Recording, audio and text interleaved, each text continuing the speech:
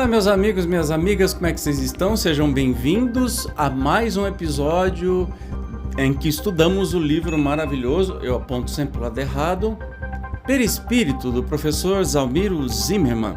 Nós estamos estudando um capítulo que fala da obsessão e é muito importante que a gente entenda sobre isso, porque é comum, né? Especialmente se você for médium, é comum encontrarmos processos obsessivos, até mesmo nos trabalhos mediúnicos ou no nosso dia a dia a gente vai aprender a identificar. Hoje nós vamos estudar especificamente sobre técnicas obsessivas, tá?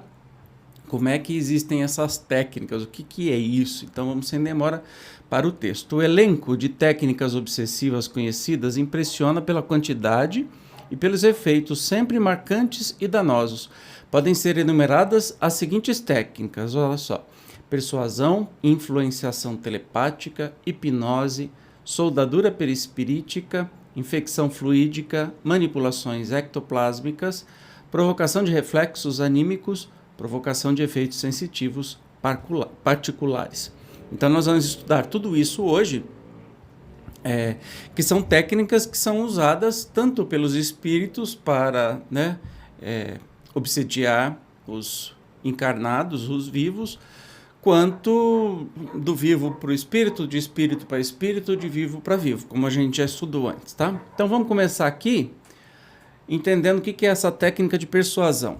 A técnica da persuasão é usada tanto em forma de sugestões curtas continuadas, de natureza telepática simples, em estado de vigília, como por meio do processo mediúnico, levando médiuns e circunstantes desprevenidos a atitudes as mais estranhas, como se observa, por exemplo, na fascinação e em certos comportamentos individuais e coletivos, de caráter religioso ou pseudamente místico. Sabe-se, todavia, que é durante o sono que essa nefasta arte de convencer se torna mais presente, construindo resultados, às vezes, os mais comprometedores para o futuro espiritual dos envolvidos. E no repouso do corpo que, muitas vezes, almas vingativas ou maldosas encontram melhores condições de insinuar-se astuciosamente, envenenando os sentimentos dos espíritos encarnados e levando-os a plantar aflições e dores para seus semelhantes. Olha que interessante, né? A persuasão é uma técnica utilizada por nós também, quando a gente quer, desde criança, quando a gente quer persuadir, né, nossa mãe, nosso pai, alguma coisa, a gente faz aí a chantagem, a gente fica tristinho, a gente faz alguma coisa para persuadir. E aqui, além de ser, né, a persuasão exercida,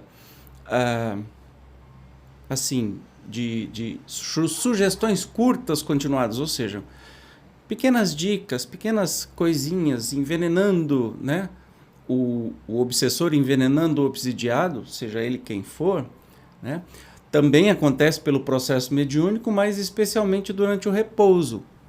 Então lembra, vigiai e orai, que eu estou sempre aqui reforçando, né, porque se a gente não prepara, né, nossa mente para dormir com uma prece, com uma leitura edificante, provavelmente a gente vai encontrar gente não muito legal no nosso sono, na nossa viagem do espírito, e às vezes a gente dá de cara com o nosso obsessor, fazendo aí algumas insinuações, nos envenenando de algum jeito contra alguém ou contra alguma situação, que a gente vai assumindo isso e no outro dia tá com essa raivinha sem saber nem por que tá, né? Tem que tomar muito cuidado.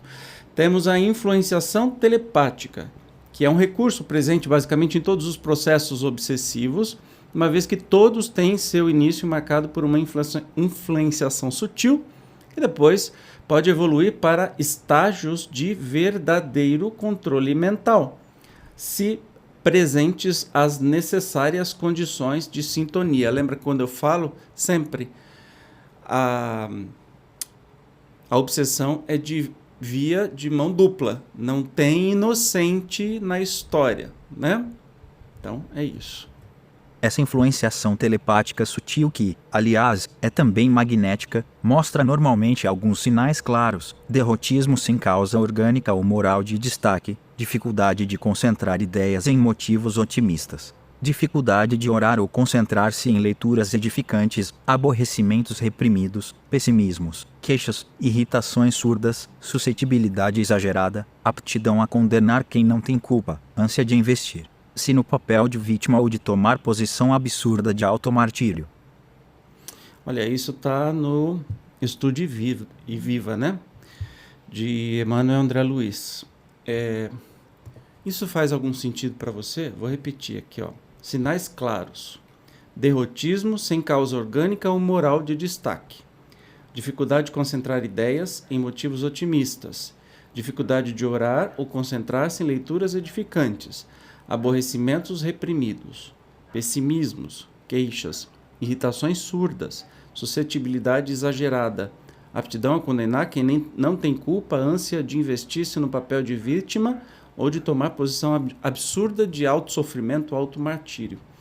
Olha que interessante, nós temos aí que distinguir disso o caso de doença psiquiátrica comprovada e tratada, né? Porque a depressão, por exemplo, dá um monte desses sintomas.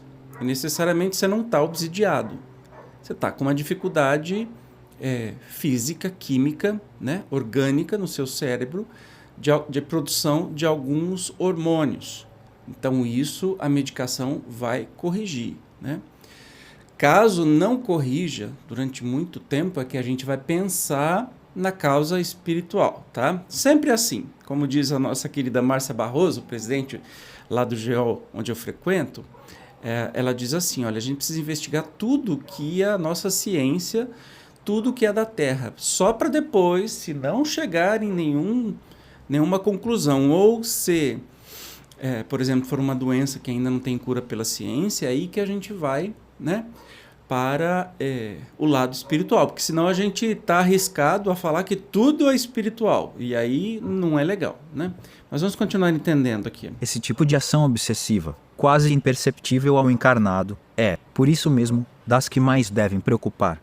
Não se sabe, ressalta André Luiz, por intermédio de Waldo Vieira, o que tem causado maior dano à humanidade, se as obsessões espetaculares, individuais ou coletivas, que todos percebem e ajudam a desfazer ou isolar, ou se essas meio obsessões de quase obsidiados, despercebidas, contudo bem mais frequentes, que minam as energias de uma só criatura incauta, mas influenciando o roteiro de legiões de outras. É isso que tem que se tomar cuidado, né? Analisar, dividir com alguém, né? Pedir ajuda também, isso não tem nenhum problema. Buscar auxílio numa casa espírita ou com alguma pessoa, né?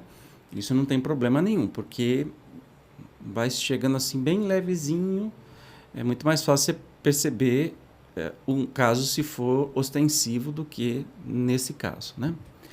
Mas vamos continuar. Como em outros casos, nem sempre o agente responsável tem consciência da influência que exerce e o mal que causa. De outras vezes, porém, não só o obsessor é consciente, como ardiloso, preparando a ocorrência com antecedência e meticulosidade, às vezes, dias e semanas antes do sorrateiro assalto, marcado para a oportunidade de encontro em perspectiva. Conversa C cedilha maiúsculo O, recebimento de carta, clímax de negócio ou crise imprevista de serviço. Pois é, a gente tem que ficar sempre atento, né? Mas ele continua aqui ainda mais falando sobre isso. A influenciação telepática, que é também magnética, como já assinalado, pode chegar, em muitos casos, a um tal estado de dominação, que a transmissão persistente de mesmas ideias ou imagens acaba corroendo possíveis resistências mentais, em direção a desequilíbrios até bem graves. Em outros, ainda que inexista, propriamente, a vontade de dominar, perigoso circuito de ódio entre as partes pode produzir, de igual forma, em regime, então, de influenciação recíproca, efeitos desestabilizadores da integridade psíquica. Esse fenômeno, aliás, torna-se, às vezes, bem visível, em certos lares onde espíritos se reencontram em programas de reajustes kármicos mais severos. Ensina o espírito André Luiz, pela mediunidade de Francisco Cândido Xavier. Olha lá. Muitas vezes, dentro do mesmo lar, da mesma família ou da mesma instituição, adversários ferrenhos do passado se reencontram, chamados pela esfera superior ao reajuste, raramente conseguem superar a aversão de que se veem possuídos uns à frente dos outros e alimentam compaixão, no imo de si mesmos, os raios tóxicos da antipatia que, concentrados, se transformam em venenos magnéticos suscetíveis de provocar a enfermidade e a morte. Para isso, não será necessário que a perseguição recíproca se expresse em contendas visíveis. Bastam as vibrações silenciosas de crueldade e despeito, ódio e ciúme, violência e desespero, as quais, alimentadas, de parte a parte, constituem corrosivos destruidores. Olha como é perigoso, não é? Perceba que aqui nós estamos falando de obsessão de vivo para vivo. Quando espíritos são reunidos, inimigos são reunidos na mesma família, renascem na mesma família e tem que se aturar. E não se aturando se odeiam, né? Com influenciações mentais, telepáticas e emanando ódio o tempo todo. Isso pode causar doença e até morte entre as pessoas. Então não precisa ser nem de espírito para pessoa, pode ser de pessoa para pessoa. Olha como é forte a força do nosso pensamento, né? Como é importante a gente prestar atenção, ser vigilante dos nossos pensamentos antes de qualquer coisa. As influenciações telepáticas, desde as involuntárias até as meticulosamente dirigidas, apresentam nuances inúmeras e, se podem construir benefícios, também servem a propósitos nada edificantes. Daí a oportuna advertência de André Luiz, lembrando que todos vivemos em comunhão mental. O pensamento exterioriza-se, projeta-se, formando imagens e sugestões que arremessa sobre os objetivos que se propõe atingir. Quando benigno e edificante, ajusta-se às leis que nos regem, criando harmonia e felicidade. Todavia, quando desequilibrado e deprimente, estabelece aflição e ruína. Ressalta a obviedade que, diante desse fato, só a fraternidade com perdão e amor poderá evitar que a influenciação telepática destrutiva continue a produzir os efeitos maléficos que tanto tem atormentado a humanidade. Então, aí a gente entende a receitinha fácil que Jesus colocou.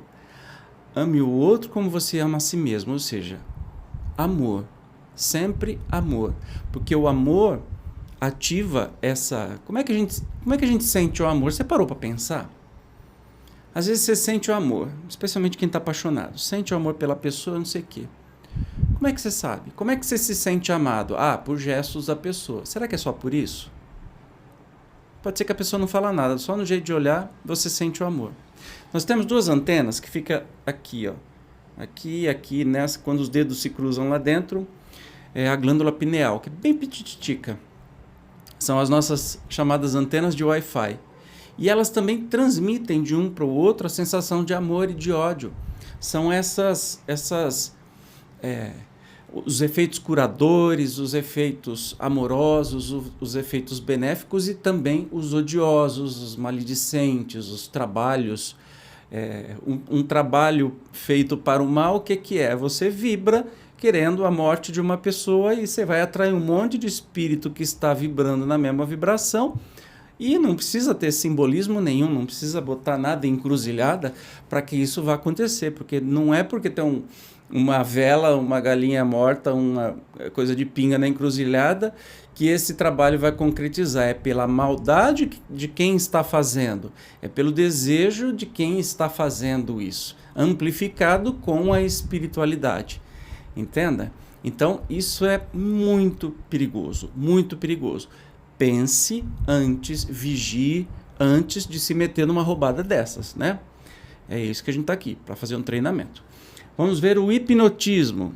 O reconhecimento científico do hipnotismo aconteceu neste século, mas seu uso como técnica simples de se chegar à hipnose data da antiguidade. 3 não sendo desconhecidas, quando empregado pelos espíritos, para o mal as possibilidades que oferece como recurso altamente perigoso na produção de danos mentais e perispiríticos. Como técnica de obsessão, destaca-se como das mais usadas, aparecendo, na verdade, como uma fase mais adiantada na escala das influenciações telepáticas, sabendo-se, entretanto, que na hipnose, em termos espirituais, o envolvimento telepático já comparece também associado a um maior envolvimento hemogenético, proporcional, sempre, à intensidade do domínio obsidante.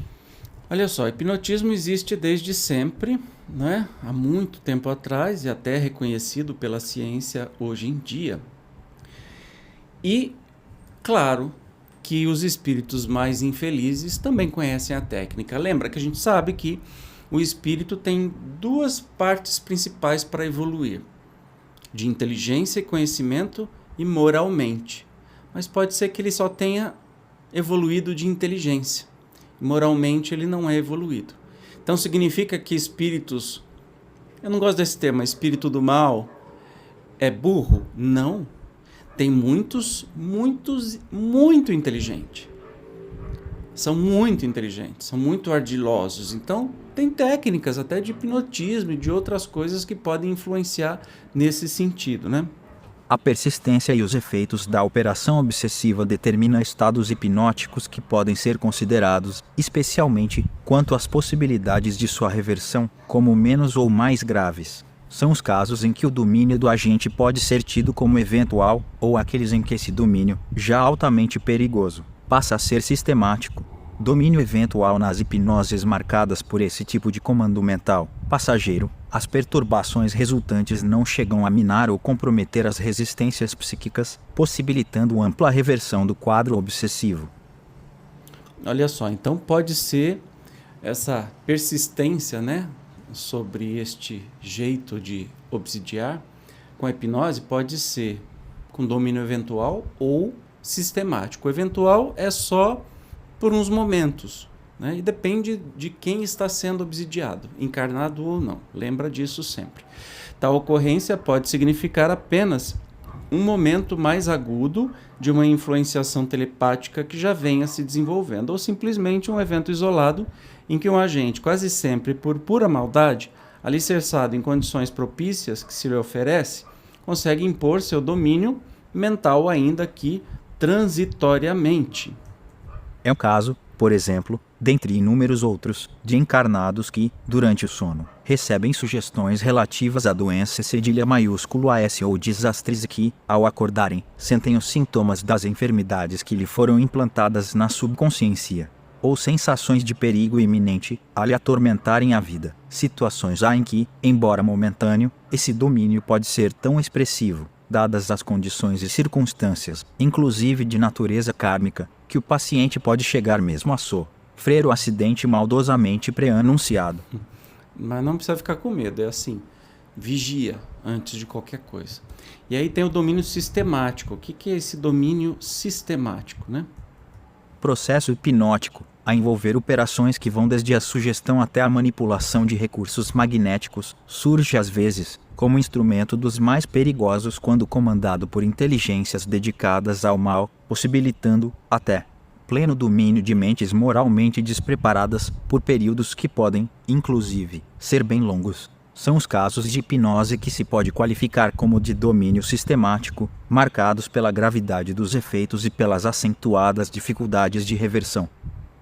Pois é, nesse quadro, impõe-se aceitar que a severidade das consequências é determinada pela continuidade e intensidade da ação obsessiva, respeitada sempre a lei do merecimento, dirigida à construção de ideias fixas na mente do obsidiado, ou seja, a cristalização do pensamento do paciente em torno de certas imagens ou ideias, que podem levá-lo até uma gradativa e delicada obliteração das vias psíquicas de percepção e expressão, resultante da disfunção dos centros coronário e cerebral. Numa primeira fase, esse processo de fixação mental, embora represente operação telepática mais avançada, ainda, e provoque respostas que não deixam de ser, às vezes, sumamente dolorosas, pode ser interrompido com certa facilidade, se pressente, é claro, como em qualquer tipo de assistência espiritual, as necessárias condições de merecimento. Essa espécie de fixa cedilha maiúsculo O mental pode ser tida como primária. A continuidade, a intensificação desse processo, pode determinar seu agravamento, propiciando o surgimento de um estado de monodeísmo, suscetível de evoluir para um monoideísmo agudo. Bom, abriu mais algumas coisas, né? Abriram. Então vamos lá. Fixação primária ocorre, infelizmente, de maneira muito comum no cenário humano, assumindo os mais variados aspectos, embora basicamente a estrutura do fenômeno seja idêntica em todos os casos. Assinala a propósito André Luiz, pelo Chico, reportando-se a diálogo envolvendo uma de suas personagens. Então deixa eu selecionar aqui. Muito bem, vamos ler este trecho. Todos possuímos, além dos desejos imediatistas comuns, em qualquer fase da vida, um desejo central ou tema básico dos interesses mais íntimos. Por isso, além dos pensamentos vulgares que nos aprisionam a experiência rotineira, emitimos com mais frequência os pensamentos que nascem do desejo central que nos caracteriza. Pensamentos esses que passam a constituir o reflexo dominante de nossa personalidade.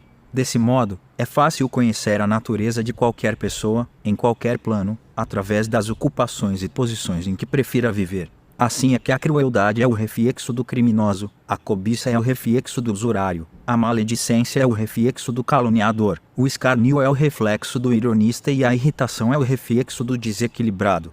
Tanto quanto a elevação moral é o reflexo do santo. Conhecido o reflexo da criatura, é, assim, muito fácil superalimentar-a com excitações constantes, robustecendo-lhe os impulsos e os quadros já existentes na imaginação e criando outros que se lhe superponham, nutrindo-lhe, dessa forma, a fixação mental. De novo a gente fala, depende sempre do caráter e da pessoa.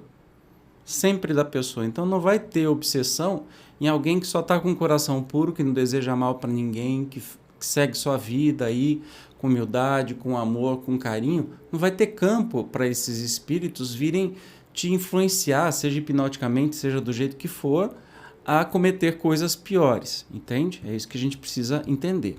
Dentre as modalidades de fixação primária, podem ser citadas as que dizem respeito, por exemplo, com os casos em que os hipnotizadores a serviço das trevas conseguem ressuscitar dos porões da subconsciência do paciente imagens do passado, que passam a habitar sua consciência de relação, em forma de temores, desejos, ideias agressivas ou de autodestruição, impulsos sexuais, etc., de relativa duração, porém, muitas vezes, com possibilidades de comprometer o equilíbrio psíquico, ainda que temporariamente. Aliam-se nesse quadro, inclusive, as ocorrências relacionadas com a prática mediúnica, olha lá, em que o magnetizador espiritual, através de regressão de memória, leva o médium a um processo de fixação mental em torno de fatos, pessoas ou circunstâncias do seu pretérito, ensejando o fenômeno que se tem convencionado chamar, com relativo acerto, de animismo, em que, quando identificado, leva o paciente a ser julgado como agente fraudador, quando na verdade não passa de uma vítima de hipnose obsessiva a necessitar, isso sim, de zelosa orientação terapêutica e mediúnica. Bom, a gente sabe que um processo obsessivo pode acontecer com qualquer pessoa, certo? Seja ela médium ou não. Mas com o médium a coisa tende a ser até mais grave. Mesmo que a pessoa não saiba que seja médium, pode acontecer, né? E por que é mais grave? Porque ele tem canais mais abertos e facilidade de receber as comunicações do mundo espiritual.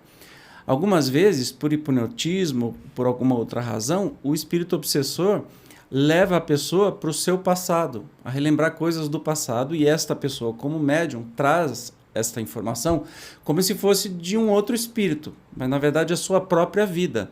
E é aí que é comumente chamado como animismo. Mas precisa ter, em vez de se condenar isso, que o animismo faz parte do processo mediúnico, né? Animismo é o contrário de espiritual, ou seja, o animismo é que você não está em comunicação com espírito nenhum, você é médium de você mesmo, você está trazendo as suas coisas, tá? Então, quando se nota que isso existe e frequente, isso precisa de auxílio, de orientação, né? E até de processo terapêutico e também um cuidado aí com a mediunidade dessa pessoa, nunca de condenação, tá? Porque ele pode ser acusado de fraude, né? Tá passando informações que são falsas ou que são só da sua cabeça, isso é fraude, não sei o quê, e aí pode gerar um desconforto no grupo mediúnico. Mas, enfim, tem que prestar bastante atenção. Um outro caso de fixação mental que, pelas consequências, pode ser considerada primária, relaciona-se com a prática de natureza hipnótica usada pelos encarnados entre si, também de efeitos temporários imprevisíveis. Tal prática é igualmente comum entre os desencarnados entre si, sabendo-se, todavia, que, na maioria das vezes, o comando pode ser mais persistente e pernicioso. O desenvolvimento do processo de fixação mental pode levar, como anotado, ao monoideísmo e, em casos de comando mais severo e persistente, ao monoideísmo agudo.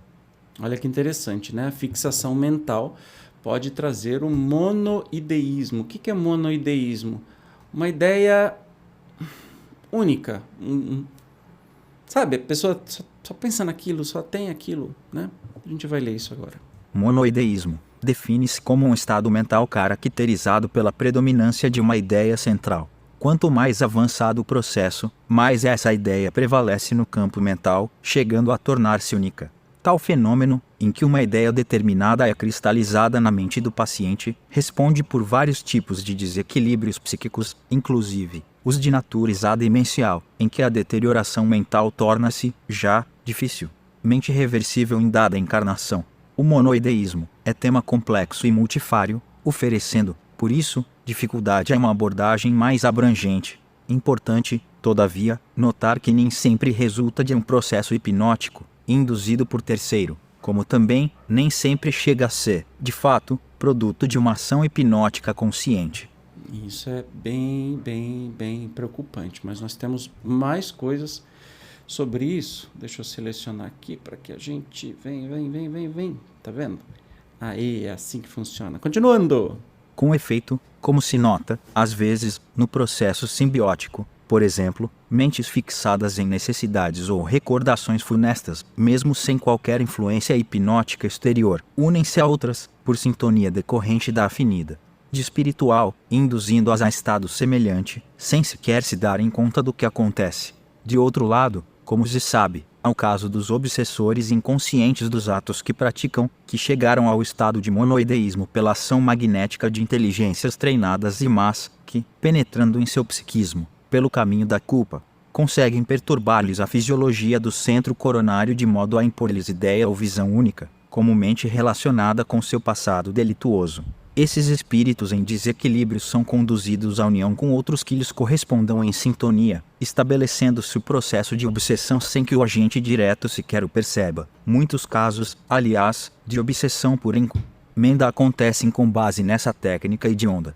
Nesse quadro, caberia a menção, ainda, aos casos, entre outros, de reencarnação com desequilíbrios psíquicos congênitos, a evidenciarem que, muitas vezes, a cristalização mental, gerando graves disfunções perispiríticas, mormente nos centros coronário e cerebral, perdura mesmo depois do choque biológico do renascimento no corpo físico, no dizer de André Luiz, vê nos Domínios da Mediunidade, 22 ed. Feb. 1994. Cite, p. 21, comparecendo, então, como distúrbio de natureza psicopatológica, a atrair, até, tratamento psiquiátrico severo, em que mesmo o eletrochoque, ou a insulinoterapia comparecem como recursos indicados. São dolorosas situações de consciências torturadas por imagens danosas do pretérito e que ainda poderão ser amplificadas pela ação hipnótica de perseguidores espirituais cuja influência persista após a reencarnação. Trata-se, sobretudo, de grave enfermidade espiritual a requisitar tratamento consciente e grande amparo efetivo. A gente pode acumular dívidas tão imensas durante a nossa vida e as vítimas dessas dívidas, dessas ações infelizes, podem nos perseguir desde a nossa vida física. Depois, quando a gente desencarna, continua essa perseguição, essa tortura, sempre pelo que nós fizemos, não é? E a gente renasce e continua com essa perseguição. Entende? Não tem almoço grátis, né? Aquela história, Deus perdoa tudo. Não, Deus não perdoa. Não o Deus bíblico, mas o Deus inteligência suprema. Por que não perdoa? Porque ele não se ofende. A coisa é bem simples, é uma lei imutável de plantação e colheita. O que você planta, você vai colher. Se você plantou coisas muito ruins, você pode colher muitas coisas ruins, ou você pode, trabalhando no bem e pagando essa dívida com boas ações. Mas sempre há consequências. Se você conseguir fazer tantas boas ações quanto foram aquelas que você praticou e te deixou em débito, beleza, melhor para você. Entende? Por isso que é muito importante a gente não cair na bobagem de ir fazendo as coisas e achando, não, depois eu peço perdão e está tudo certo. Não está tudo certo. Não vai ficar tudo certo. Você tem que consertar a bobagem que fez. Você tem que aprender. Deus não é um pai que mima os seus filhos, que passa a mão na cabeça nos erros. Se você fizer isso com o seu filho, o que vai acontecer? O seu filho vai continuar errando. Por que Deus faria isso com a gente? Né? Então, isso que a gente precisa prestar muita atenção e abrir os nossos olhos. E tem também o monodeísmo agudo, olha só. Monoideísmo agudo. De todas as tragédias ligadas à obsessão, nenhuma trai mais tristeza do que a relacionada com o que se pode designar como monoideísmo agudo, a refletir um estado tão avançado de fixação mental, que chega a provocar modificações morfológicas e fisiológicas do próprio perispírito, e de tal ordem que podem, inclusive, afetar, temporariamente, próprio ritmo evolutivo do espírito em perturbação. Entre os efeitos do monoideísmo agudo, arrola a literatura espíritos casos de contração perispirítica, seguida de alterações funcionais dos centros vitais e de consequências imprevisíveis, pelas graves limitações que impõe. André Luiz, que, aliás, até agora, é o único dos autores espirituais de prestígio que traz notícias a respeito, menciona casos em que o monoideísmo agudo pode provocar tais efeitos morfológicos no perispírito, que os espíritos chegam a assemelhar se a ovoides, estacionando nesse nível, perdido o contato com o mundo exterior, dormitam em estranhos pesadelos, caracterizando-se como verdadeiros fetos ou amebas mentais, mobilizáveis, contudo, por entidades perversas ou rebeladas. Isso está no livro Libertação, né? Do Chico e pelo André Luiz. Os tais ovoides é quando o perispírito se contrai de um tanto, né? Se retrai, ele está em perturbação e diminui de tamanho, se assemelhando, né? Traz aí André Luiz dizendo, se assemelhando a ovos, né? Que ficam grudados no seu obsidiado, no seu obsessor. Tal fenômeno nem sempre envolve ação hipnótica exterior ou guarda em si relação com o processo obsessivo, embora na maioria das vezes possa representar instrumentos dos mais perigosos se manipulado pelas inteligências perversas. Assim, esse estado agudo de cristalização mental pode ser o resultado de uma profunda e gradativa interiorização das próprias forças psíquicas do espírito, que, fechando-se em suas culpas, acaba se isolando completamente do mundo exterior. Essa ocorrência, porém, não se constata somente entre os espíritos de consciência ensombrada pela delinquência. Informa o André Luiz, em Evolução em Dois Mundos, que se trata de fato comum também entre os espíritos primitivos que, ao desencarnarem, perturbados e atemorizados, passam a nutrir com tal intensidade o desejo de retornar ao abrigo fisiológico que, por monodeísmo auto-hipnotizante, passam também a sofrer a retração morfológica e fisiológica do organismo psicossômico, ou seja, do perispírito. Processo que só é reversível por meio da encarnação. Nos casos de obsessão propriamente, o monodeísmo já é o produto da ação mental danosa de obsessores desencarnados sobre as almas que, por sintonia, como visto, submetem-se ao seu domínio. Inteligências infelizes, treinadas na ciência da reflexão, conseguem formar telas aflitivas em circuitos mentais fechados e obsessivos sobre as mentes que magneticamente jugulam, né? Afirma aí André Luiz. E, como se viu, as infelizes vítimas desse processo, imersas em si mesmas, ainda são seguidamente aproveitadas por mentes trevosas, que delas se servem como instrumento, justapondo-as a novas vítimas, principalmente encarnadas, que então passam a afundar em sofrimento e loucura, sempre, porém, de acordo com os desígnios ditados pela lei das consequências. Olha aí, lei das consequências. Da mesma forma, os que foram especificamente induzidos a cair em tal estado pela ação hipnótica persistente, podem ficar submetidos a envolvimento magnético dos mais danosos. Essa técnica perversa, aliás, encontra terreno fácil nos casos em que o monodeísmo agudo chegou a se instalar de início pela própria ação auto-hipnotizante do paciente. Então é muito sério isso, porque a gente pode ter um auto-hipnotismo e a culpa traz esse auto-hipnotismo, que a gente precisa... quer dizer então que eu posso fazer qualquer coisa e não se sentir culpado? Não, não faça nada que você vá se sentir culpado depois, é simples assim. Porque a culpa não vai te levar a lugar nenhum, a não ser te impedir a evolução. Então, adiante-se e não faça nada que você vai se sentir culpado depois. Porque você está se sentindo culpado porque você sabe que é errado. Não é? Então, é a nossa... Se a gente não quer cair nessa, a gente se previne dessa maneira. Temos aí outra técnica, soldadura perispíritica, pelo próprio nome que se diz, é quando um perispírito meio que se solda a outro, né? É quase isso. A justaposição do agente ao paciente pode se verificar de tal forma que os perispíritos parecem se interpenetrar, como a configurar uma quase fusão entre eles. Esse processo, que, pela persistência dessa interpenetração psicossômica, pode ser chamado de soldadura perispirítica, acontece sob um comando magnético de terceiros, espíritos treinados em tais perversidades, ou por ação natural do próprio obsessor.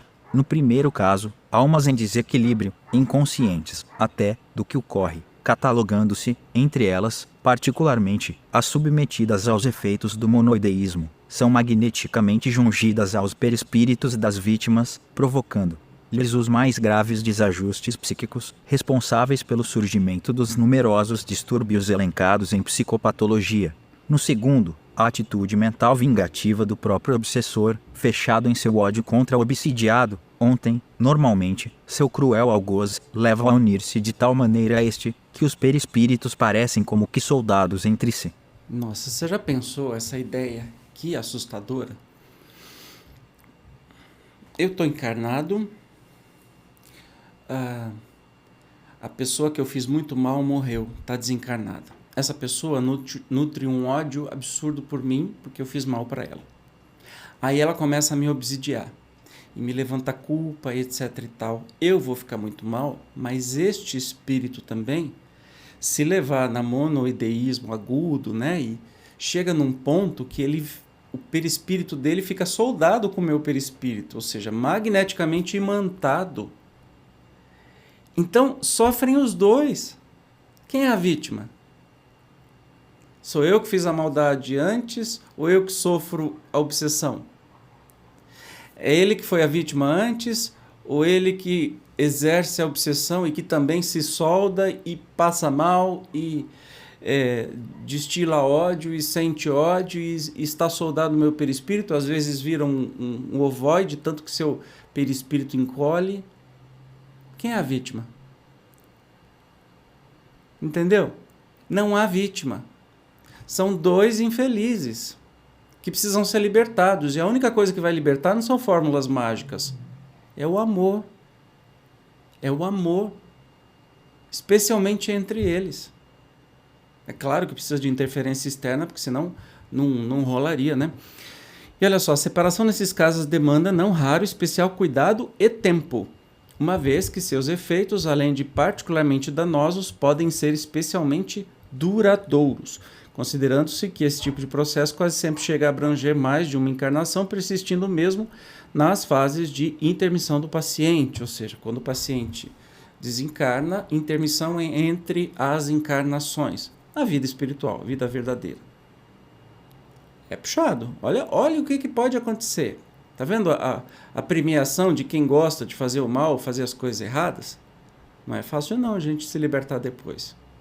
Um dia se liberta. Pode demorar quanto? Séculos. Talvez milênios. Quem sabe? Temos aí a infecção... Passou aqui. Infecção fluídica. Fenômeno dos mais comuns. Tal como a infecção de natureza física, a infecção fluídica pode, também, às vezes, ser usada como recurso de agravamento do processo obsessivo.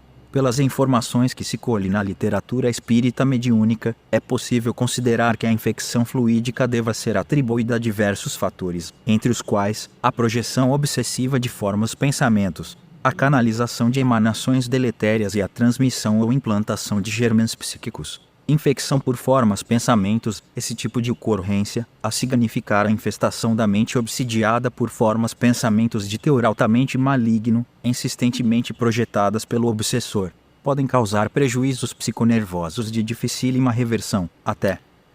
Como se fala, né, infecção fluídica, nós vamos pensar como se fosse uma infecção que a gente conhece, né? O primeiro jeito é forma pensamento, né? O que é isso? É uma imagem de algo que vai derrotando aquela pessoa. Pode ser assim, que a pessoa está com uma doença grave. Mesmo que faça exame que não dê nada, mas aquela forma de pensamento, que a pessoa está com uma doença grave, a pessoa vai adoecer mesmo por aquilo.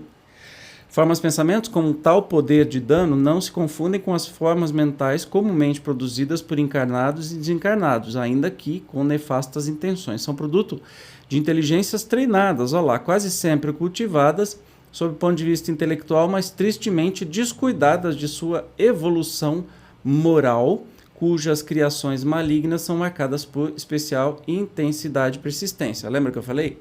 Evolução moral, evolução da inteligência. Inteligência é muito bem evoluída, moral não. Observe-se, a propósito, que também nos casos de justaposição obsessiva, espíritos em processo de monoideísmo comunicam os pensamentos que se lhes fixaram no quadro mental, contaminando, assim, os que ficam sob seu jugo, mas produzindo efeitos que podem não ser tão acentuados como no caso anterior, em que as formas pensamentos são planejadamente criadas e projetadas sob o impulso da vingança ou de simples maldade. Vingança ou de simples maldade. Aí tem a infecção causada por emanações deletérias, que é diferente das formas pensamento. Espíritos com graves desequilíbrios psíquicos, mostrando em seus perispíritos as mazelas que os refletem, transmitem aos sujeitos a sua influência, voluntária ou involuntariamente, por si ou sob o comando de terceiros, as forças deletérias que liberam, causando efeitos os mais nocivos e dolorosos. Com efeito, impregnando o perispírito do obsidiado com as emanações enfermiças que dele emanam, o obsessor, pouco a pouco, atinge, não só a resistência psíquica do paciente, por comprometimento funcional dos centros coronário cerebral, como, de consequência, o seu próprio sistema imunológico, de sorte que, sob a ação de tal processo de contaminação fluídica, passa este a apresentar com o tempo, sinais que correspondem ao estado doentio do agente, podendo o quadro evoluir para situações de morbidez em que o prognóstico de cura se torna até difícil, se não for considerado o aspecto espiritual, fundamental no caso. Lembra que eu falei que a gente vai atrás das causas, né?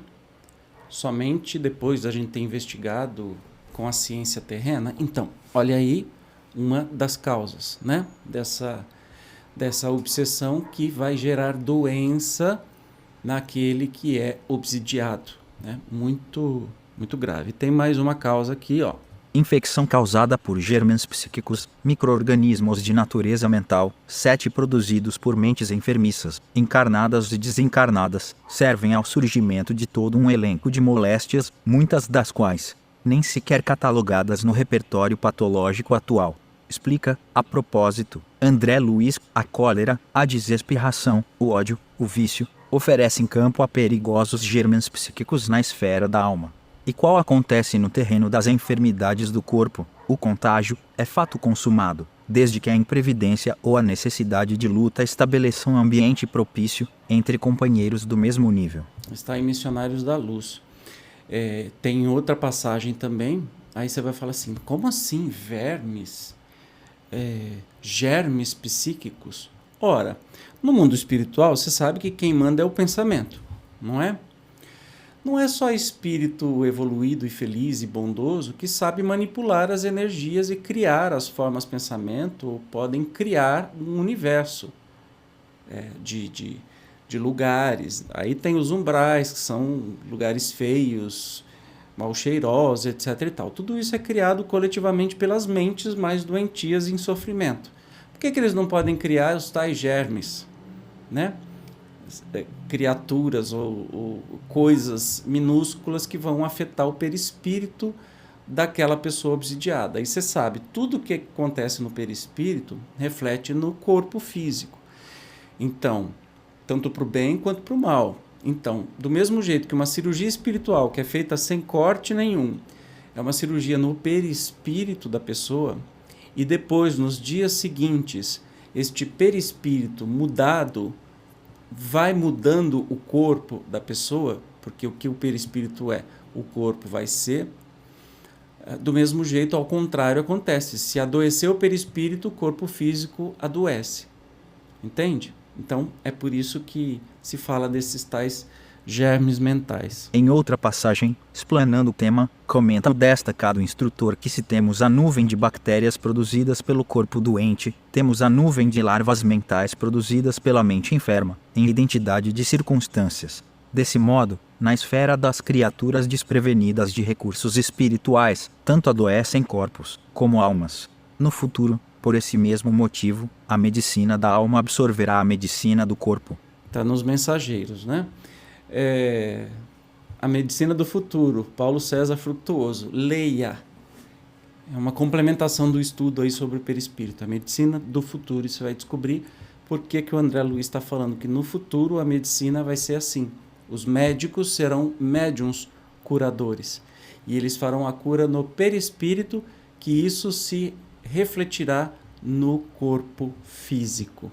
Os germens psíquicos, expressando matéria mental deteriorada, encontram-se presentes tanto nos organismos de encarnados como de desencarnados, podendo, também, servir a propósitos obsessivos. É claro, porque aí você sabe que esses germes podem atacar o perispírito, de encarnado ou desencarnado, isso é indiferente. Assim, espíritos em lastimável desequilíbrio, com as funções perispirituais em desarmonia, devido à ação deletéria desses germens, podem, espontaneamente, atuar junto aos encarnados, atraídos por ódio ou simpatia, ou ser conduzidos para perto de encarnados invigilantes, que lhes correspondam à condição, ensejando, por contágio, o surgimento de enfermidades diversas, ou agravando as já existentes, em processo que pode levar a situações irreversíveis, se não houver intervenção espiritual segura.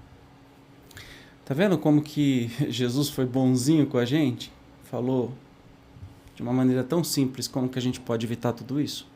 Uma outra técnica, manipulações ectoplasmáticas. As manipulações com o ectoplasma, fornecido geralmente por quem é detentor de faculdades mediúnicas, traduzem-se em ocorrências especiais que Kardec classificou, genericamente, de manifestações físicas. Dá-se o nome de manifestações físicas às que se traduzem por efeitos sensíveis, tais como ruídos, movimentos e deslocação de corpos sólidos, anota o codificador. Umas são espontâneas, isto é, independentes da vontade de quem quer que seja. Outras podem ser provocadas. Então, manipulação ectoplasmática ou ectoplásmica é a mesma coisa que as manifestações físicas do Kardec, que falou no livro lá dos médiuns, né, que a gente está estudando. É que naquela época não tinha o nome de ectoplasma, entendeu? Isso foi criado depois. É por isso que Kardec não falou em ectoplasma especificamente, ou era muito anterior ou contemporâneo. Essas manifestações, devidas sempre ao suporte ectoplásmico, são multifárias. Tanto podem ocorrer em forma de simples pancadas e ruídos, como chegar a perturbações de extrema gravidade. Salienta Kardec, as manifestações espontâneas nem sempre se limitam a ruídos e pancadas. Degeneram, por vezes, em verdadeiro estardalhaço e em perturbações. Móveis e objetos diversos são derrubados, projéteis de todas as sortes são atirados de fora para dentro, portas de janelas são abertas e fechadas por mãos invisíveis, ladrilhos são quebrados, o que não se pode levar a conta de ilusão. Tais fenômenos acontecem pela ação de espíritos que, muitas vezes, agem mais por leviandade que por maldade, almas frívolas que, aproveitando os recursos ectoplásmicos à disposição cedilha maiúsculo O, a emanarem naturalmente dos organismos humanos, divertem, se atormentando encarnados. Observe-se, todavia, que também podem servir a propósitos de vingança, tornando-se tão nocivos que chegam a afetar o próprio psiquismo dos envolvidos. Kardec, há século e meio, já observava. Olha só que interessante, o ectoplasma tem uma palestra aqui no canal, você pode acessar e assistir para saber com mais detalhes, mas é algo que o nosso corpo, os encarnados vivos produzem. Uma energia que pode ser manipulada pelos espíritos e até para ter materializações de objetos, pessoas, etc. O ectoplasma sempre é usado no processo de materialização, tá? E pode ser manipulado por inteligências não tão bonzinhas assim, né? Depende do nosso padrão vibratório. Então vamos ver o que Kardec fala sobre isso? Olha lá. Tais fatos assumem, não é raro, o caráter de verdadeiras perseguições. Conhecemos 6 irmãs que moravam juntas e que, durante muitos anos, Todas as manhãs encontravam suas roupas espalhadas, rasgadas e cortadas em pedaços, por mais que tomassem a precaução de guardá-las à chave. A muitas pessoas tem acontecido que, estando deitadas, mas completamente acordadas, lhes sacudam os cortinados da cama, tirem com violência as cobertas, levantem os travesseiros e mesmo as joguem fora do leito. Fatos destes são muito mais frequentes do que se pensa, porém, as mais das vezes, os que deles são vítimas nada ousam dizer, de medo do ridículo. Somos sabedores de que, por causa desses fatos, se tem pretendido curar, como atacados de alucinações, alguns indivíduos, submetendo-os ao tratamento a que se sujeitam os alienados, o que os torna realmente loucos. A medicina não pode compreender essas coisas por não admitir entre as causas que as determinam senão o elemento material, donde erros frequentemente funestos. A história descreverá um dia certos tratamentos em uso no século XIX, como se narram hoje certos processos de cura da Idade Média. Está em obras póstumas, é exatamente isso, né? Nós temos os fenômenos que usam o ectoplasma, eles fazem com que a pessoa se ache ridícula. Imagina que está acontecendo. E acontece. Porque essas pessoas são médiuns de efeito físico sem saberem. Mas os espíritos sabem. E sabem que eles estando no lugar... Lembra que eu sempre falo assim, não existe casa mal assombrada com ninguém morando dentro. Porque os espíritos, para manipularem o ectoplasma e interferirem na matéria física, precisam do ectoplasma. E só tem ectoplasma pessoas vivas, fisicamente falando, tá? Então é assim que funciona. Mas vamos continuar a leitura aqui, ó. Trata-se de ocorrências que, em verdade, estiveram presentes em todas as épocas da humanidade.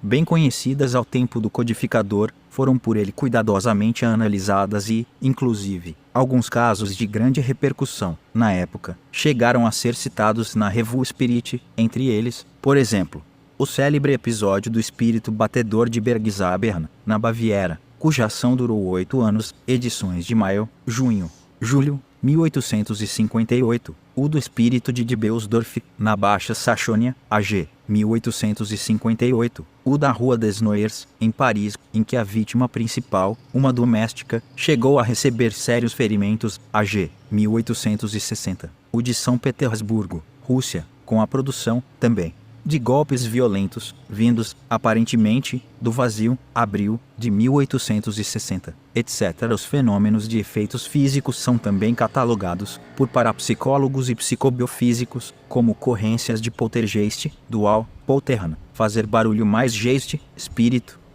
a envolver sempre um médium central, que seria a pessoa foco, o epicentro das manifestações. Um dos maiores pesquisadores do poltergeist, na atualidade, o renomado cientista brasileiro, Hernani Guimarães Andrade, presidente do Instituto Brasileiro de Pesquisas Psicobiofísicas, IBPP, em cujos arquivos constam rios de numerosos casos, rigorosamente confirmados e estudados, assim o descreve. Olha, agora a gente entra num cara que eu sou fã, o professor Dr. Hernani Guimarães Andrade, já desencarnado, mas que teve um trabalho brilhante aí, provando até sobre o ectoplasma, etc. A literatura que ele deixou é encantadora, eu recomendo que você leia.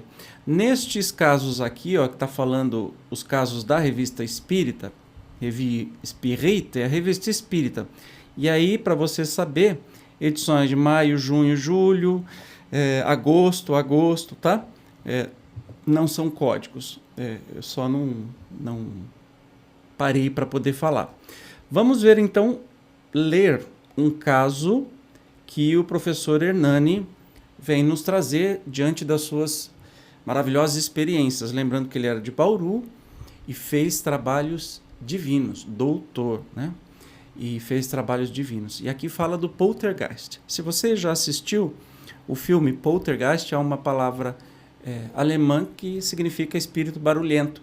Você vai entender os processos de materialização e o caso. O filme é bem fiel aí, bem lógico, segundo a doutrina espírita, do que acontece. Mas olha um outro caso narrado pelo professor. Infelizmente, um poltergeist nem sempre se mostra passageiro e benigno. é mais provável que ele volte a manifestar-se reiteradas vezes, de maneira insólita e inesperada, furtando-se à observação e ao controle das pessoas. Lenta e determinadamente, irá desmantelando a casa onde se instalou, criando uma atmosfera de permanente desordem e também de aflitiva apreensão. À noite poderão ouvir-se vozes e ruídos estranhos, pancadas e estrondos, seguidos de inúmeros focos de incêndio. Ninguém conseguirá dormir em paz. Ao esgotamento físico dos moradores da casa infestada, seguir-se à desnutrição. Surgem detritos repugnantes na comida. As panelas são levitadas e atiradas ao chão, derramando tudo e formando uma imundícia que desafia qualquer tentativa de limpar e pôr em ordem os objetos da casa. Aspas. Alguns deles levam muitos anos para extinguir-se. Outros são mais benignos e logo cessam. Os mais temíveis são aqueles que provocam incêndios, para a pirogenia. A variedade é grande, mas todos eles apresentam características em comum: queda de pedras, movimento de objetos, ruídos, objetos que saem ou entram em recintos totalmente fechados, etc. Os poltergeists têm vida variável. Alguns duram horas, outros permanecem alguns dias, meses ou anos em atividade, cessam espontaneamente, ou aparentemente em virtude de alguma providência, tal como o exorcismo, as sessões mediúnicas, cerimônias de umbanda ou candomblé, etc. Às vezes, voltam à atividade de maneira recorrente, isto é, duram algum tempo em efervescência e tornam a cessar, sem motivo ou supostamente devido a providências como as já mencionadas. Olha, ele está fazendo um resumo de todas as experiências que ele passou, considerando-se os danos materiais, psíquicos e físicos sofridos pelas pessoas perturbadas pelos poltergeists. Chega-se à conclusão de que eles são altamente nocivos e suficientemente agressivos para merecerem a atenção e os cuidados dos que se aplicam a determinadas pragas predatórias. Isso está em Poltergeist, algumas de suas ocorrências no Brasil. Eu recomendo que você leia, aliás, toda a literatura, né, do professor Hernani, que é espetacular. Mas vamos continuar.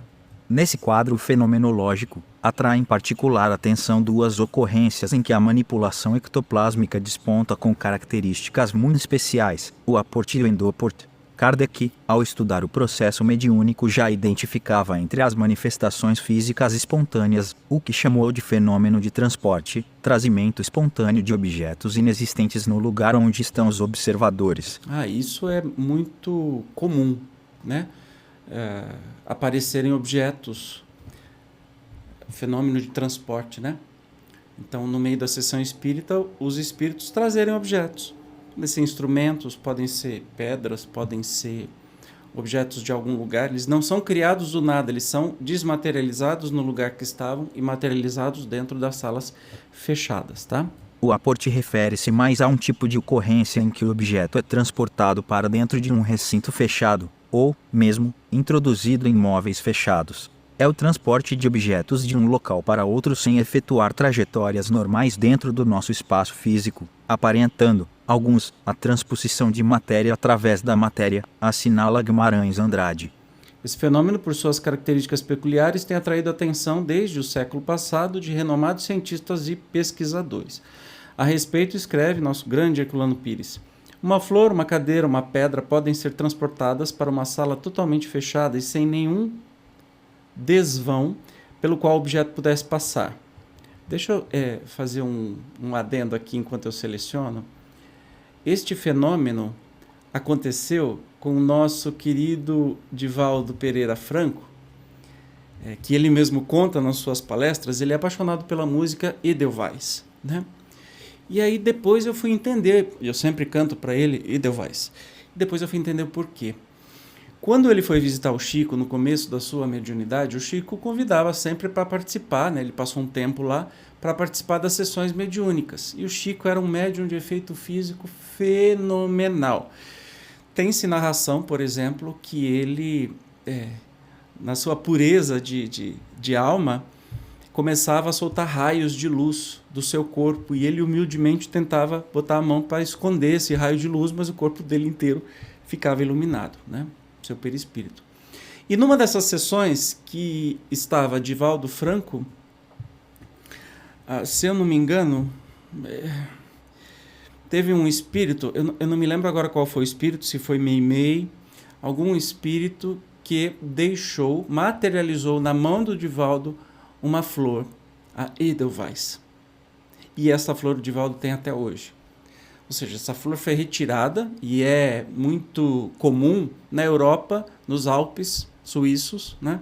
Então ela foi retirada de lá e materializada dentro da sala, da sessão mediúnica da sala, e entregue, né? Pelo processo de materialização lá de médium de efeito físico que o Chico era, tremendo. E essa flor o Divaldo tem até hoje, que marca o início da sua mediunidade, né? Então, por isso que ele tem esse carinho tão grande pela música Edelweiss. Mas voltando lá, os autores, né, que falam sobre isso. O grande pesquisador William Crookes. William Crookes, que não acreditava nessa possibilidade, desafiou os espíritos a fazerem coisa muito mais simples, baixar o prato de uma balança lacrada de laboratório. Mas, no prosseguimento de suas pesquisas, viu e constatou a veracidade do fenômeno com objetos maiores e muitas vezes bastante pesados, como relata em seu livro Fatos Espíritas. Nas pesquisas atuais da parapsicologia, esses fenômenos, considerados como de ação direta da mente sobre a matéria, foram e continuam a ser produzidos, como nas experiências de Sway Carrington, na Universidade de Cambridge, na Inglaterra. As pesquisas de Frederick Zwellner, na Universidade de Leipzig, sobre aportes e fenômenos correlatos, revelaram a possibilidade de interpenetração de corpos estranhos em estruturas materiais fechadas. Zwellner interpretou essa possibilidade, no século passado, como provenientes da multidimensionalidade do real. Fenômenos como os de nós, produzidos em cordas sem pontas e de introdução de argolas de madeira, inteiriças, em estruturas fechadas, acusando o aquecimento intenso das argolas, levaram-no a considerar a ocorrência de atritos na passagem do objeto de uma dimensão para outra. As pesquisas do Barão von Schrank-Notzing e de Madame Bisson, em Berlim, provaram que o retorno do ectoplasma das materializações ao corpo do médium se davam por infiltração nos poros da epiderme. As provas atuais de permeabilidade da matéria, pelas descobertas da física nuclear, trazem uma contribuição nova para essas tentativas do passado que foram relegadas ao esquecimento durante todo um século. Tornou-se teoricamente possível a introdução de objetos estranhos em corpos fechados, que no século passado pareciam impossíveis. Está no livro do Herculano Pires, Vampirismo. Lembrando que a gente não vai discutir isso porque é um tema encantador, mas, por exemplo, se você ler as obras do Dr. Paulo César Fructuoso, vai descobrir que quando há materialização dos médiuns para atendimento lá no Lar de Frei Luís, no Rio de Janeiro, como havia, e ele participou durante 30 anos, havia a sessão de cirurgias espirituais que um médico, mentor da casa, se materializava e atendia as pessoas. Então todo mundo o via, todo mundo ele tocava e etc e tal. Enquanto ele estava materializado, o médium que doou o ectoplasma tinha perdido metade do seu peso corporal. E que é um processo muito delicado, por isso que não pode ser feito para grandes públicos e tal, porque o médium corre até risco de vida se acontecer algum imprevisto. Mas continuando o estudo aqui de hoje. Sugerem alguns textos, como visto, que o fenômeno do aporte acontece devido à permeabilidade da matéria. Todavia, não pode deixar de ser especialmente valorizada a hipótese de que os objetos possam, também, graças ao suporte ectoplásmico, ser desmaterializados e, depois, rematerializados, ideia que, de igual forma, se aplica ao caso de transporte de corpos humanos que passam de um local para outro sem que se percebe por onde, como assinala J. H. Pires, o PSIT, P53, em processo que seria necessariamente sustentado pelo perispírito, para o qual, como se sabe, inexistem barreiras físicas. Tal possibilidade, aliás, é perfeitamente admissível quando se lembra, por exemplo, que uma médium famosa como Elizabeth de Esperance, Madame de Esperance, diante de pesquisadores os mais respeitáveis, tinha seu corpo parcialmente desmaterializado e, a seguir, rematerializado, conforme nos dá conta o notável investigador Aksakoff, em trabalho de grande repercussão, publicado em Leipzig, sob o título Incertissamis de Belerendes Phänomen Gebiet der Materialisation von Alexander. Aksakoff Afebe publicou sob o título Um caso de desmaterialização parcial do corpo de uma médium. Copyright 1900.9. O Zezinho primeiro me fala assim, opsite. Me deu vontade de rir. A citação, página 53, etc. Agora, ele lendo em alemão, nem eu tento fazer isso assim, ficou muito engraçado, desculpa, gente. Diante do exposto, é fácil compreender como o Apport e suas ocorrências de Poltergeisten geral podem crescer em nocividade quando empregados como técnica de obsessão. Espíritos vingativos ou inescrupulosos, aproveitando os recursos ectoplásmicos disponíveis, podem levar suas vítimas a perturbações suscetíveis de comprometer gravemente até a sua saúde física e mental. Então, lembra, o espírito consegue... tem espírito muito inteligente, mas sem caráter, sem, como que se diz, sem moral, que consegue também manipular o ectoplasma. Se a pessoa tem ectoplasma para doar, estes espíritos conseguem manipular e causar coisas muito tenebrosas nisso aí. E isso foi exaustivamente estudado no passado, até antes de Kardec. Então, recomendo que você assista a Perispírito, acho que você vai gostar. Vamos continuar aqui a nossa leitura de agora. O fenômeno de Endoport, bem mais complexo, refere-se, geralmente, à introdução de objetos no corpo humano e é especialmente encontrado nos casos de obsessão parasitária. O estudo dessa importantíssima ocorrência foi, antes, prejudicada pela opinião apressada de psiquiatras despreparados que a consideravam, simplesmente, como produto doentio do propósito de autoflagelação ou exibicionismo. Paciente que introduziria em suas carnes agulhas, fios de arame, estiletes de madeira, etc., buscando, ele próprio, torturar-se. Tal concepção cedilha maiúsculo O, evidentemente, só poderia contribuir para o aumento do sofrimento dos obsidiados, sem solução após anos e anos de infrutífero tratamento. Hoje, com os conhecimentos que nos chegam pelas portas do espiritismo, sabe-se que essa ordem de fenômenos enquadra-se, também, no esquema das técnicas obsessivas e de efeitos especialmente dolorosos. As ocorrências de Endoport variam de acordo com o tipo de operação desenvolvida, a qual envolve diversos fatores, inclusive os de natureza kármica, fundamentais. Aliás, a literatura espírita mostra numerosos casos de Endoport, cuja realidade restou rigorosamente comprovada. J. Herculano Pires, autor dos mais cultos e credenciados, em testemunho pessoal, cita, por exemplo, diversos episódios que de perto acompanhou, entre eles, os que se seguem. Antes da gente ver esses fenômenos citados pelo Herculano Pires, vamos entender que tem o Endoport, que a gente está aqui, né? Endoport e Apport. O aporte é quando leva objetos para os lugares, etc. e tal. Endoport é quando colocam estes objetos nos corpos das pessoas. Olha que perigo. Você viu que falou já de palitos, de arames, etc. e tal. Pode ser qualquer coisa. E isso é muito, muito delicado, né? Vamos ouvir aí o relato. Em nosso grupo de trabalhos espíritas, em São Paulo, apareceu um caso assustador de Endoport que foi encaminhado à seção reservada de tratamento de casos difíceis e ainda se encontra em fase de observação. Uma jovem funcionária de determinada empresa sofre há 14 anos de ocorrência desse fenômeno com pregos, arames e outros objetos que aparecem introduzidos em seu corpo, particularmente nas mãos. Esses objetos são expelidos, mas não raro encravam e necessitam de socorro cirúrgico. Cuida automóveis e realiza outros serviços. Espelha às vezes pela boca, acompanhado de sangue, pedaços de arame e pregos. Como sempre, só procurou os recursos do espiritismo depois de haver tentado a solução do problema em outros campos. Tem as mãos deformadas por intervenções cirúrgicas de extração forçada de pregos e arames em posição difícil. Esse caso revelou-nos a necessidade de se encarar de frente, sem preconceitos e sem precipitações, a solução do problema do Endoport.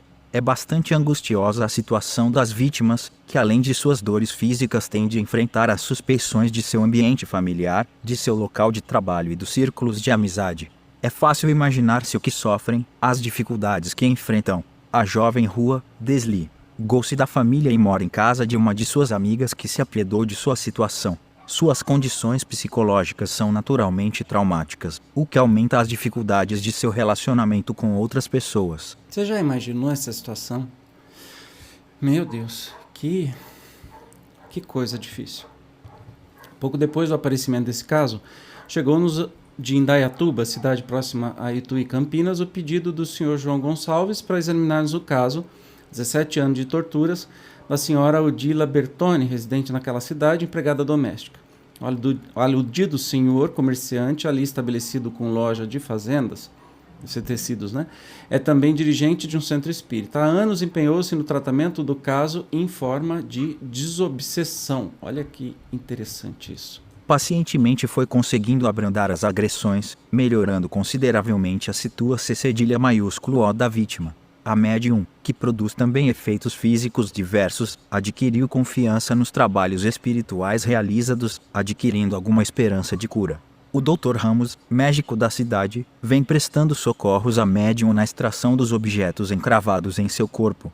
Providenciou chapas radiográficas em que se constatou a presença no corpo da médium de 60 agulhas e pedaços de ferro em menor número. A revista italiana Gente, muito conhecida entre nós, publicou em seu número de 12 de fevereiro de 1977 ampla reportagem sobre esta ocorrência, com ilustrações fotográficas e reprodução cedilha maiúsculo O das chapas radiográficas do Dr. Ramos. A medicina se mostra impotente diante desses casos, limitando-se a verificá-los e, quando possível, a socorrer as vítimas com a extração cirúrgica dos objetos encravados no corpo. Ai, Jesus, me dá até um negócio assim, só de imaginar a situação, mas você vê que não é de hoje. E aí está confirmado que essa segunda pessoa aqui é médium de efeito físico, por isso que o obsessor consegue materializar essas agulhas, 60 agulhas, dentro do seu corpo. As manifestações de Endoport comparecem às vezes tão insólitas que chegam a surpreender até os mais experientes pesquisadores, e há inclusive relatos de casos que até se tornaram populares, em que além de objetos, organismos vivos, ai meu Deus, teriam sido introduzidos nos corpos das vítimas, sendo depois expulsos graças à intervenção espiritual superior. A propósito desses casos incomuns, citam-se no Brasil ocorrências com conhecidos médiuns de cura, rigorosamente constatadas, em que se verifica uma dupla ação do Endoport, envolvendo, além do paciente, o próprio intermediário mediúnico, num singular processo de transposição de resíduos pós-operatórios. Valiosos os depoimentos e as observações de Herculano Pires também a esse respeito. Nos casos de operações de cura, como os ocorridos com a médium Bernarda Torrubio, em Garça, na Alta Paulista, observados por médicos de Marília, ou os ocorridos com José Arigó, em Congonhas do Campo, observados por numerosos cirurgiões do Rio, de São Paulo e do exterior, como a equipe de cientistas norte-americanos que realizou pesquisas sobre as faculdades do médium, comprovando-as, verificaram-se transposições do operado para o médium, que vomitava, ele, médium, e não o paciente operado, os resíduos da intervenção cirúrgica invisível, constatando-os e posteriormente a eficácia da operação. Em nossas pesquisas, realizadas em Congonhas e nas observações de convivência com o médium em períodos que variaram de uma semana a 15 dias de cada vez na maioria das vezes, hospedando-nos na própria residência do médium, podemos observar intensamente as atividades de sua vida diária, interpelá-lo muitas vezes e observar as suas atividades cirúrgicas com mais de 100 pacientes. Olha, você vê que não é uma coisa à toa, né? O próprio médium... E lá vai passar uma moto enorme aqui, que não adianta, não tem lugar aqui, silencioso bastante.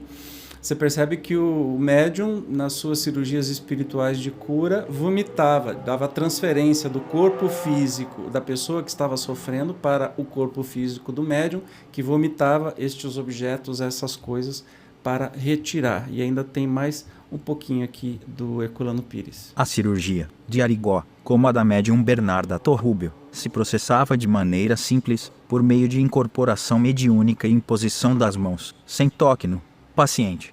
Este sentia engulhos, dores leves e, quando supunha que ia vomitar, era o médium quem vomitava os resíduos da operação. Nesse estranho processo, é evidente que havia transposição dos resíduos do organismo do paciente operado para o estômago do médium, que os vomitava. A realidade desse fato, em que temos observado em cada operação a evidência de uma duplação de Endoport, no paciente e no médium, revela-nos a possibilidade da introdução de objetos no corpo de uma pessoa por entidades vampirescas. Aspas. Ai, Jesus. É difícil até de ouvir, né? Mas olha só tudo que pode acontecer, né? E não é nada paranormal. Isso são fenômenos naturais, né? Temos mais uma técnica, provocação de reflexos anímicos. Olha, eu sei que está grande, mas nós vamos encerrar esse tema. Então, força aí na peruca, tá bom? Fica comigo até o final. Provocação de reflexos anímicos. Entre as técnicas empregadas pelos obsessores, figura o uso de recursos hipnóticos dirigidos à provocação de reflexos anímicos, principalmente no exercício mediúnico. Em princípio, termo animismo, em espiritismo, como já visto, só é traduzir a ideia de que o próprio espírito do médium opera, em estado de transe, independentemente da presença e atuação de um desencarnado. O fenômeno, que não se confunde com o mediúnico, propriamente, liga-se a uma espécie de dissociação psíquica, que não só leva à exteriorização de lembranças recalcadas na subconsciência, como pode provocar, inclusive, em casos mais agudos, o ressurgimento até de personalidades vividas no pretérito. De outras vezes, o animismo pode levar à liberação do próprio ectoplasma, se presentes as condições, com produção de efeitos físicos que acontecem sob o impulso mental semiconsciente ou subconsciente do sujeito. Eu gostei dessa tradução, dessa definição sobre o que é animismo, que a gente já falou antes, né? Então, animismo é a ideia de que o próprio espírito do médium opera em estado de transe, então não é o médium fazendo porque quer fazer, independente da presença e atuação de um desencarnado. Isso, se tiver um médium de efeito físico, pode até ter materialização de objetos ou até mesmo de personalidades anteriores daquele médium, que a gente vai pensar que é espírito, mas não é. Um agente obsessor pode aproveitar essa disposição psíquica do médium e levá-lo a perder parcialmente o domínio da mente, fazendo mergulhar nos arquivos mnemônicos de suas pretéritas experiências e manifestar-se como se mediunizado estivesse. Referindo-se a essa propensão ao animismo, aproveitada pelas inteligências obsessoras, ensina André Luiz, por Waldo Vieira. Frequentemente, pessoas encarnadas, nessa modalidade de provação regeneradora, são encontráveis nas reuniões maiúsculo com tilesse mediúnicas, mergulhadas nos mais complexos estados emotivos, quais se personificassem entidades outras, quando, na realidade, exprimem a si mesmas, a emergirem da subconsciência nos trajes mentais em que se externavam noutras épocas, sob o fascínio constante dos desencarnados que a subjugam. Olha aí, o que eu acabei de falar, isso está em Mecanismos da Mediunidade do Chico e Waldo Vieira pelo André Luiz. Então, imagine que se o médium consegue fazer isso, sendo de efeito físico e animicamente traz materializado o seu próprio perispírito com características de vidas anteriores, imagina que um espírito obsessor pode fazer com este médium, né? O estrago que ele pode fazer. Os efeitos da ação obsessiva, comprometendo diretamente o equilíbrio funcional dos centros coronário e cerebral, e levando o médium a centralizar-se em si mesmo, em preocupações do presente e experiências do passado, bloqueando a possibilidade de manifestação de outro psiquismo que não seja o seu. Podem comprometer o progresso espiritual do paciente, se ausente o conhecimento, a vigilância e a vontade de melhorar-se, pois bem se sabe que seguidamente o animismo, no exercício mediúnico, é estimulado por obsessores inteligentes e tecnicamente preparados, que inclusive não só visam prejudicar o médium, como o próprio grupo mediúnico. Daí você entende o porquê que a gente precisa estudar. Para a gente entender. A mediunidade é uma coisa que nasce com você, mas você pode ser dominada por ela ou você pode dominá-la. Basta que estude e tenha conhecimento. E claro, todas aquelas que a gente estuda, né, características que a gente estuda, humildade e amor pelo que está fazendo, né? Mas uma técnica, provocação de efeitos sensitivos particulares. Numerosos registros dão conta, também, da existência de uma técnica de obsessão especialmente perturbadora, que consiste na provocação de efeitos sensitivos particulares. Agentes obsessores, aproveitando-se das potencialidades mediúnicas dos pacientes, provocam-lhes sensações, não só desagradáveis, como, às vezes, até bem dolorosas. Obras que tratam da mediunidade têm mostrado como chegam a ser comuns, até, casos em que o paciente passa a sentir dores constantes em certa parte do corpo, dando a impressão de que se referem à súbita enfermidade, mas cuja origem surge, afinal, inexplicável. Tal processo não se restringe à geração de sintomas dolorosos de doenças fantasmas. Acontece muitas vezes serem ativadas por meio da ação magnética dirigida aos centros de força do perispírito, faculdades específicas do sensitivo, que então passa a ouvir, por exemplo, ruídos, gargalhadas, vozes estranhas, zombeteiras ou ameaçadoras, como que vindas do exterior ou produzidas dentro do próprio cérebro, uma espécie de pensamento sonorizado, segundo palavras do Chico. Ou haver imagens assustadoras, espíritos revestindo aspectos medonhos, ou ainda a sentir incessantes odores nauseabundos sem que seja definida a sua origem. Trata-se, infelizmente, de mais um arsenal de recursos obsessivos que inteligências maldosas e bem treinadas utilizam para martirizar suas vítimas, e os que com elas se encontram envolvidos por vingança ou por simples vontade de prejudicar, sempre, porém, de acordo com a lei de sintonia mental. Lembra, sempre. Observe-se, contudo, que às vezes, embora o móvel nefasto dos obsessores, espíritos superiores buscando aperfeiçoar mediunidades, permitem, enquanto necessário, que esses utilizem tais técnicas com vistas a resultados de significativo valor didático. Então, pode ser que aconteça não pela obsessão em si, mas só para que o médium aprenda, né, com estas materializações, aprenda com estas sensações e tudo isso para poder caminhar aí, desenvolver a sua mediunidade, sua educação mediúnica. Lembrando que, perceba que toda manifestação ectoplásmica ou ectoplasmática precisa de um médium de efeito físico, tá?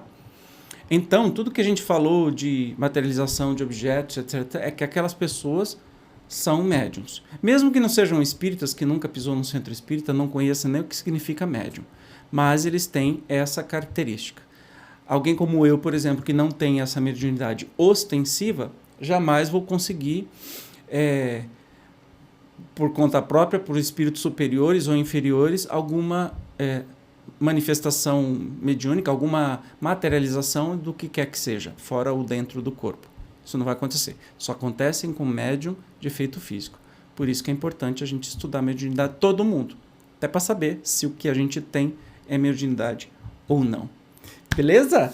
Muito obrigado pela sua teimosia de estar até aqui comigo. Eu acho que é o maior dos episódios do Perispírito que a gente fez.